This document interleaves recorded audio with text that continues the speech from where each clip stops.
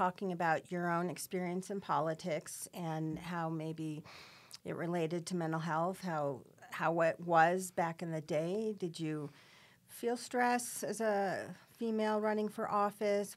Just kind of give us some of the background. I think that because I have been involved in politics for such a long period of time, you might even refer to me at this point as being a dinosaur. But the reality is, because I was involved as a student and then running somebody else's campaign and then running my own campaign, first of all for the regents and then 4 statewide campaigns, it got easier as time went on, and you learned how to cope better as time went on. Interestingly enough, that experience, I think, really helped me both in the practical side of the work that I was to do and also for my own mental health, my own emotional well-being. But I've always been a pretty grounded person to begin with, and I think that started with my parents. And when you do a study of women leaders, interestingly enough, those who are told, particularly by their fathers, but often by both parents, that you can do or be anything, and you grew up believing that. And certainly I was privileged, and my father, I was his only child, and nobody ever loved a kid as much as my dad loved me. So it gave me an inner strength that I tried not to let things touch me. Now, that said, I can remember the day when the Catholic bishop banned me from a tree planting at an elementary school in Las Vegas when I was Secretary of State, and the 125th birthday to the state was planting trees. And he had banned me from that because I was pro-choice. And here are the children had raised the money to plant the tree, and they didn't even get to plant the tree. Some maintenance guy is planting the tree, and I'm told, you can't do this. Well, I had to go into the ladies' room and wash my hands to avoid, the anger and the just disbelief that someone would do that to you.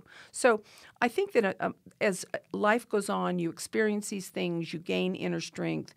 I always tell people who are going into politics, make sure that you have a good family support system, make sure you have a good exercise program, and take some steps to protect yourself. Now, all of this said, 6 months after I left office being Attorney General, people were coming up to me and asking me if I'd had face work because I looked so good. And I said, no, this is just what no stress looks like. So it's all relative, and I think that each one of us learns to handle it the best that we can handle it for ourselves. But when you were running for student body president as the first female, did you feel any extra stress, or did you have people make comments that stressed you out? Do you think that gender play? The question is, does gender play a role, you think, in the mental health of being a politician? Well, I think that yes and no. I mean, I think that certainly you observe things now and I think certainly we've come a long way. I mean, when you look at, I was the first of many things. I was the first woman Secretary of State. I was the first woman Nevada Attorney General, et cetera, et cetera. So when you are a first, you are a trailblazer of some sort. But that said, I tried not to let things bother me the way some people let things bother them. Now, that said, I have observed a lot of things. Like when I was when I was a regent, there was a gathering, for instance, held in Nevada where all people who were of elected offices got to go to this gathering, et cetera, but women were denied. You were denied the opportunity to do that. I think that maybe you've heard me talk about in the past the fact that I was denied a scholarship that probably I was the most qualified person for going to law school because the then scholarship director at UNR told the donors that women don't graduate from law school. So yes, there are things that I have experienced, and what I think you can do is live the serenity prayer, change what you can change, and hopefully make it better for those who are coming after you. Mm-hmm, mm-hmm. Part of what I've heard you talk a lot about is kind of the camaraderie and support system that women politicians have amongst themselves. You know Hillary, you know Michelle Obama, you know Kamala Harris. Can you talk a little bit about how that works, that camaraderie? Do you guys pick up the phone and call each other when you're ready to murder Donald Trump or something? Well, I think that it comes from, and there's a history to it. When I was Secretary of State of Nevada, there was a national organization dedicated to statewide women leaders, which was a fabulous organization because you got to know, and it was a smaller group at that time. It's a much larger group now, but at that time it was really small. So as Secretary of State, I knew Mary Landrieu when she was State Treasurer of Louisiana before she was a United States Senator. I mean, and I could give you examples of that. And yes, there is a camaraderie. There was then, and you watched it over the years, there certainly is now. The women attorney generals, for instance, tend to be really tight. You know, I mean, those, particularly the ones that you have served with, but even the ones that you haven't served with, the ones that have either come a little bit before you or certainly those, a lot have come after me. And there's a natural tendency to reach out there, be available to them, try to help them if they need counseling or questions or whatever. But to answer your question, yes, there has been a camaraderie, and yes, it still does exist, and it's a wonderful thing. What do you talk about? Well, it's interesting because the tradition in the AG world, for instance, was when there was a winter meeting in Washington, D.C., there was one night where the women, current AGs and former, would come together, break bread, and talk about whatever was on their mind. I mean, everything from the fact that those who had children, for instance, I can remember when Christine Gregoire was the then Attorney General of Washington State and played a major role in the national tobacco settlement. And one night she flew all night home from New York to take her daughter to a soccer game. And her daughter they stopped along the way, and her daughter said to her mom, "Mom, I want my mom back." Well, you know, that's a lot of pressure when your child says they're missing you and they want you back. So you talk about those kinds of things. You talk about issues that are of, common issues. You talk about what's going on in the world, ideas, programs that you want to do, or it's a sounding board. And it's a safe spot because these are people, not everybody in the country has that kind of a job. And so, but it's an opportunity for people who share similar job responsibilities, similar values in many instances, to come together and kick around ideas and also just things about how do you handle life. What do you tell your child who's asking you or telling you that they want their mom back? I mean, that's pressure. Not having had children, that's one pressure, at least I never experienced personally. Is there someone in particular that you have bonded with over the years? Oh, yeah, a lot of people, a lot of really good friends. One of my dear friends in the AG world is the former Republican Attorney General of Ohio. And, of course, it was a different era when we were both in office, but she and I are really good friends. And when we were in office, she was the big state R. Ohio is a huge state.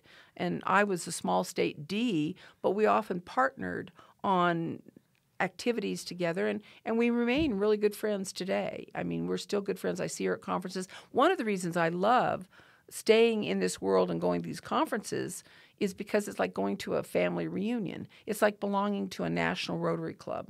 It might be a dysfunctional family, but nevertheless, it's a family, and, it's wonderful to see these people.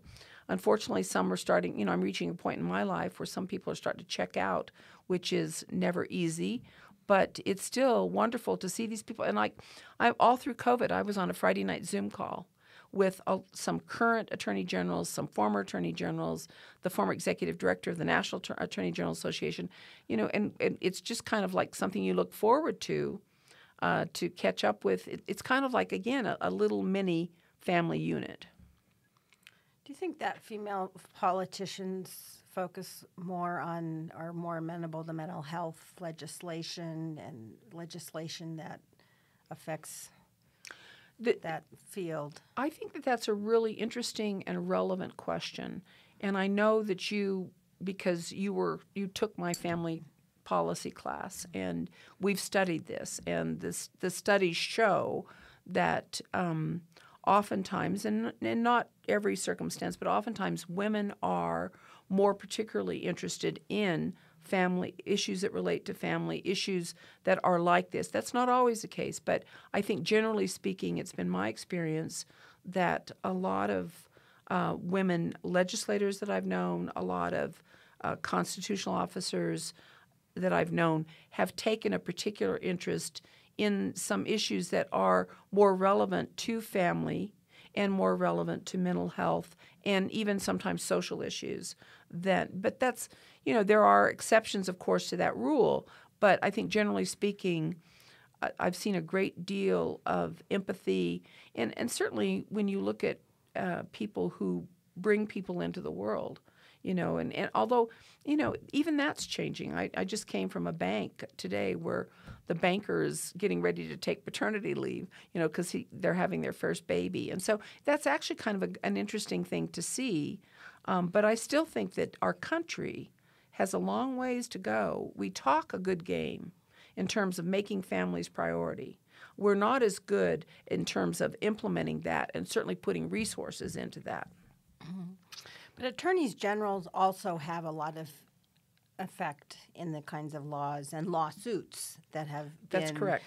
Passed. And I've just been reading recently about the one with TikTok. Mm-hmm. Can you talk a little bit about the role that attorneys generals can have in formulating policy? Well, attorneys general, it's interesting because the title is an apt one. You are an attorney, of course, and the highest ranking attorney, if you will, in a state, running usually the largest or certainly one of the largest law offices in the state, both to defend and prosecute on behalf of the state. But you're also a general, in charge of all these different programs, et cetera, et cetera. And one of the interesting and most worthwhile things are when attorneys general can come together particularly on a bipartisan basis, and certainly it was better in the old days than it is now. There's a lot more partisanship now than there was in the days when I was in office. But you can bring together resources that no one state alone could do. For instance, take the tobacco settlement, for instance. No one state could have managed that massive legislation. You need what's called a multi-state. You need to have resources pulled from all over to do that. And there have been a lot of instances, and now, of course, in the tech world, it's ripe with this. I think you're going to see this will morph into it as we go into artificial intelligence. Down the road, you've seen some of it with social media and various aspects of that, and I think that what's coming is both wonderful in some ways and very frightening in others as to the ramifications of artificial intelligence. And so it's good when particularly people can come together on a bipartisan basis and say, hey, we need to take a look at this. Something isn't quite right. It needs to be adjusted. On the way in my car today, there was a settlement today on Juul, the smoking company. And some states had banded together bipartisanly and taken a look at what they were doing in terms of targeting kids. And and tobacco is a good example. You were involved in that. I was involved in that. There's a movie out there called The Insider. I think I may have even shown it in our class because it tells you the whole inside story on it. it's one thing for an adult to make some of these decisions, but it's another thing when children are targeted. And in the smoking area, for instance, if you capture them by the age 13, in all likelihood, you've got them for life. That kind of a thing. So that's a good example, but there have been a gajillion, wasn't the opiate settlement as the well? opioid, it expanded beyond just states. That was counties, municipalities. There were a lot of entities that got engaged in that. I think it's good to keep it to the states and then let the states then hopefully work it out amongst themselves. But, sometimes these things turn into free-for-alls. But there have been all kinds of settlements, stocks. There have been a lot of consumer, a lot of these things are consumer-oriented, everything from tires to, milk. Energy, you name it. There's a lot going on. But when there's a pattern of fraudulent behavior or other things like that, it's good if states have similar interests because my theory is if if something bad's going on, bad business is not good for good business, number one. Number two, and if it's going on in one state, chances are it's going on in another. 1 second. Is that moving? Oh, it is moving? Okay, just wanted that out. I've had a problem here before. So do you think the attorneys generals that you keep in contact with, new ones, old ones, they're getting more concerned about mental health issues? It's a good question. Are attorneys general more concerned? I think that it's a pendulum that swings.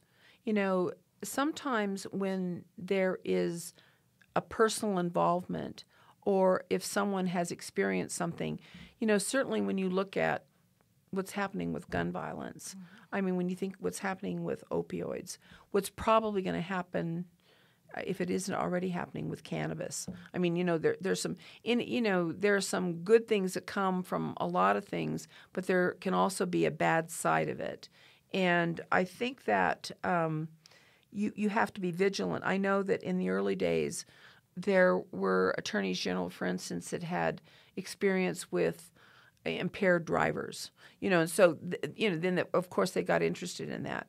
There were people who got interested in organ donation, you know, and so you got, sometimes what impacts you personally or your family and your friends, or if there's a pattern of behavior, if you get a certain number of complaints in your office and you track those complaints, you're going to, because your resources are limited. So what you want to do is to marshal your resources and put them in play to where you're going to do the maximum amount of good for the minimum amount of effort.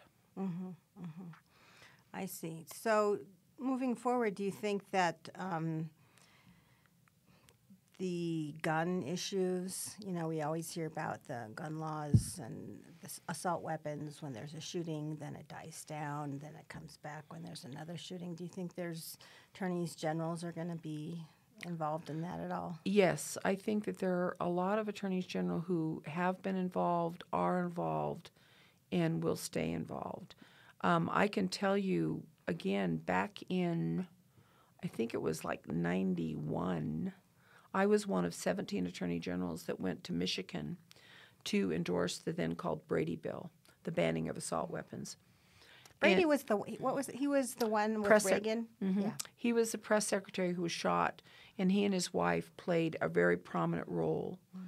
And one of the tragedies in our country is that assault weapon ban was sunsetted, because the sunset, I think, led to a proliferation of assault weapons, which are just mind-boggling in terms of rapid fire, the damage that can be done in a really short period of time. And I always said, well, who's going to go hunting? You don't want to pulverize a deer with an assault weapon. And I think that there are categories of weapons where we need to show more reasonableness because of the tremendous amount of damage that can be done in such a short period of time. So how do you think specifically that's going to play out? Is there going to be... I don't have a crystal ball. It's astounding to me that every day, every week, you turn on the news. I mean, on CBS this week, they were talking about the number of incidents this year to date.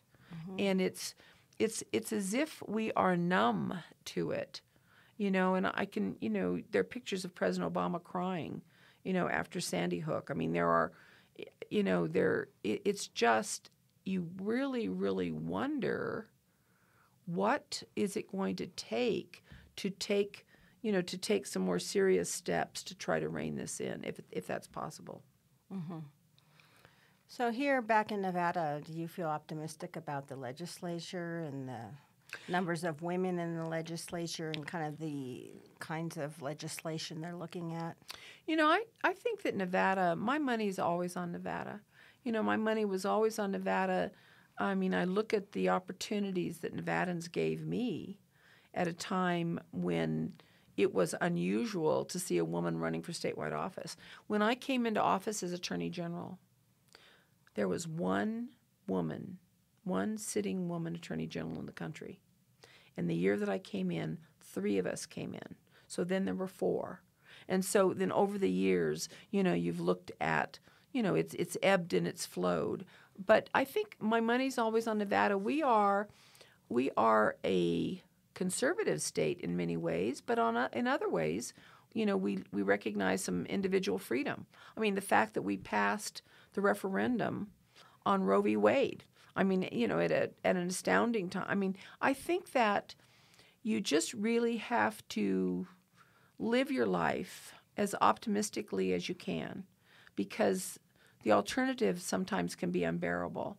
And I feel sorry today for our children and young people when all I see on the news is the war in the Ukraine, the problems that are facing us with climate change, the problems that are facing us with China and Taiwan. And I mean, everywhere you look, there seems to be an insurmountable problem.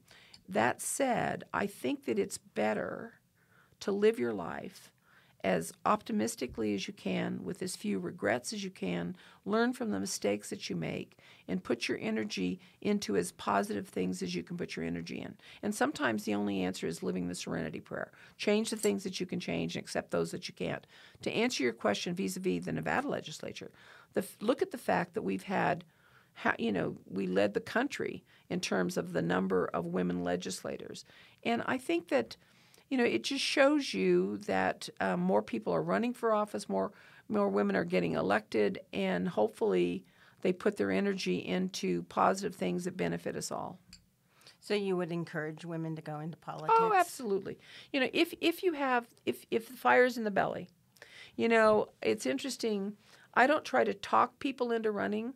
I try to help people who've made up their mind that they want to run, because it's not my job to convince you to run for office. But if you decide you want to run for office and you come to me and say, tell me how you can help me, or tell me what might help me do this, I'm more than happy to spend my time. I'm not here to convince you to do it, but I'm here to try to help you if you want to do it. And I've helped a lot of people. It's kind of like paying it forward. A lot of people help me, so now it's my turn to pay it forward. Mm-hmm. So you recommend people go to law school first? No, it doesn't, not necessarily. What I recommend to people is look for something in life that if you didn't have to eat, you'd do it for nothing. Because what you want to look for in life is your passion. I mean, what I respect about you is your passion for journalism, your passion for, needling down and asking that next question and not taking no for an answer. Law school, that's one path. You know what? There's no one magic path, though. There's no one magic path for anything. Do most people in the Congress and Senate have law degrees? I don't know what the percentage is now. I'm sure a good bit of them do, but not everyone. I mean, look at our two United States senators. One is an attorney, a former attorney general, Catherine Cortez Masto. Jackie Rosen was the head of the largest Jewish congregation in Las Vegas, and and a tech person. So there's a different role there. So 1 out of 2, when you look at, I look at the people who've gone on to higher office, and a lot of them are attorneys, but not all of them. Mm-hmm. And you don't want everybody, there is strength in diversity. You don't want everybody to come from the same school. You don't want everybody to have the same race. You don't want everybody to have the same gender. I mean, you want a mix so that people have experienced different paths in life, and you bring that together. And I think there's strength in our diversity. I really do. So do you have any stories about meeting any of these female politicians like Hillary Clinton or Michelle Obama? Lots of stories. Anyone that sticks out? Well, one of the ones, when you say that to me, one of my favorite stories have to do with Ann Richardson, who was a former governor of Texas. Governor of Texas. And I was privileged to meet her several times and had dinner with her one night in Las Vegas and talk about stories. I mean, she was so quick and she was so funny. She sticks out in my mind. Hillary, of course, I've met Hillary many times. And one time, what was she like? Hillary was or is. I don't claim to know her very well personally, but I was co-chair of her campaign when she first ran for president. And I had a book. I met her in Fernley one day, and President Clinton had sent each one of her co-chairs in the country a handwritten note thanking them for helping her. And I have it actually. When you walk into my house, there's this handwritten note from Bill Clinton thanking me for helping her. And I said, well, the president sent me this note. She said, oh, yes, he did that for everybody. And she just took out her pen and signed that book. And she was, she's very, very businesslike. And yet, there you can tell that she's very well prepared. And, she knew her stuff. I mean, I was actually very proud of her. I think she was one of the most qualified people who ever ran for president. When you look at both her education, her life's work, the policies that she tried to implement, the work that she did, she was very interesting. I'll tell you who was very interesting. Tipper Gore was one of the most down-to-earth, friendly people. She came out for the first Tahoe summit, and I rode with her in the helicopter up to the lake, and just tremendously down to earth. Tipper was really interesting. And most politicians of that level are not. Well, I think that people, the higher you go in office, you have to be a little bit guarded. You can't, you don't have enough time to form relationships, but you have to be a little bit guarded, but sometimes you get the opportunity to sit next to them or talk to them or work with them. Dianne Feinstein, she came out for the first Tahoe summit, and I sat next to her husband up at the lake, and she did a great speech. And I turned to him and I said, God, she was good. And he says to me, she always is, And then one time, it was so funny, I went into Cabanas up at Truckee. And when I gave my charge card, the lady looks at me, she recognized my name. She says, the other celebrity that shops in here is Dianne Feinstein. I mean, it was really funny. I'm looking back, Gloria Steinem, one time I gave her a ride to the airport. And she talked about a lady who's long dead in our state, but who was fabulous. Her name was Maya Miller. And she helped fund the Nevada Women's Fund. And Gloria Steinem said to me, and I quote, Maya Miller's one of the two people in this country I could never say no to for anything, because Maya had helped her with Ms. Magazine, had been a leader in national issues. You look back at, Heidi Heitkamp, who was later a U.S. Senator from North Dakota, tremendous person.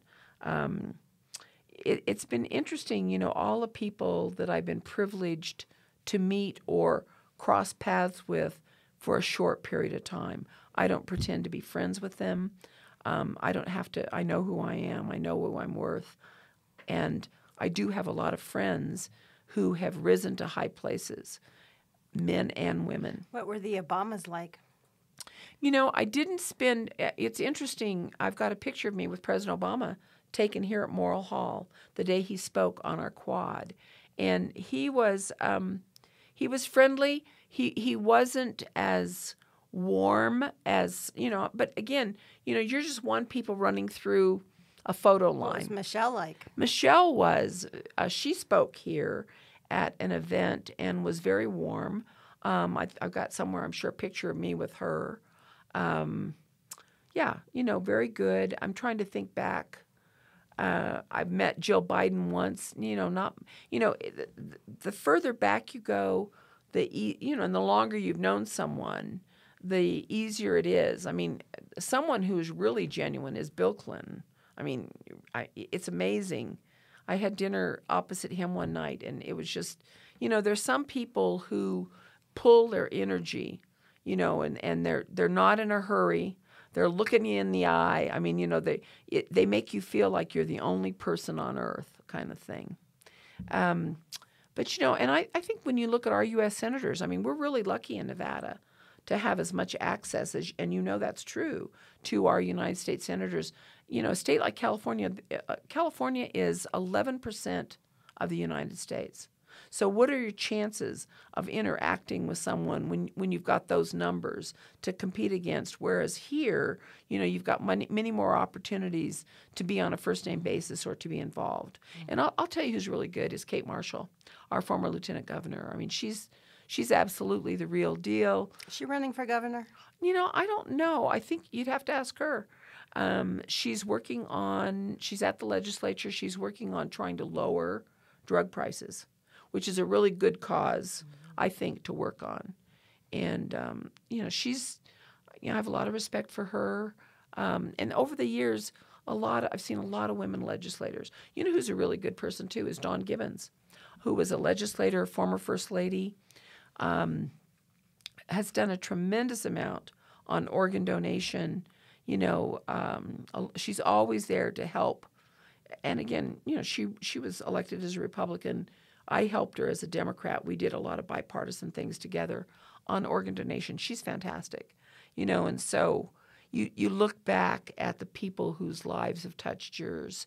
But when you asked me the question, I had to laugh because Ann Richards was just a kick, an absolute kick.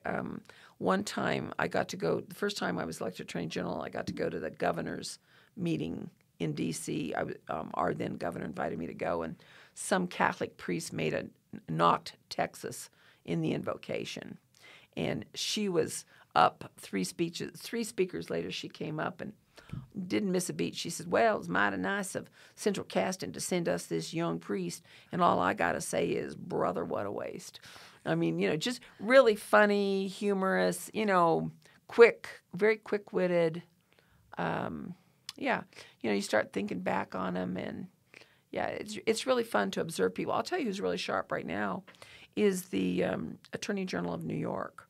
Her name is Tish James. The one suing President Trump? Yeah, she's another one. She's the real deal.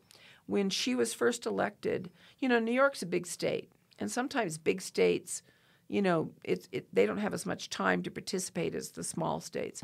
She came to that meeting. She sat in the front row. She's just always, if you call her, she'll take your call. And that's unusual for a big state. Mm-hmm. So one last question. You've taught this class on family policy, and a lot of mental health issues are tied into families. Absolutely. What are your thoughts about how we can convince more of the states to focus on family policies and to make it more, to more seriously take that into? Well, I think that there's no one path, again, to do it. But the reality is what you're doing and having this conversation and touching on it helps.